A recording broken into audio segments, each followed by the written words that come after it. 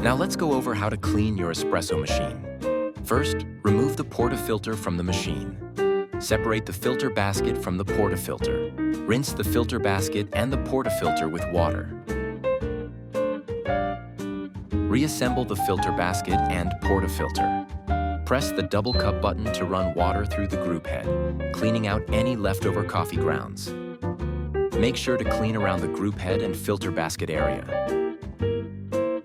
Next, press and hold the steam hot water button for about 3 seconds. The steam wand will release hot water to clear any milk residue inside. Wipe the steam wand's surface with a damp cloth to remove milk stains. Remove the drip tray. Empty the dirty water and rinse the tray thoroughly.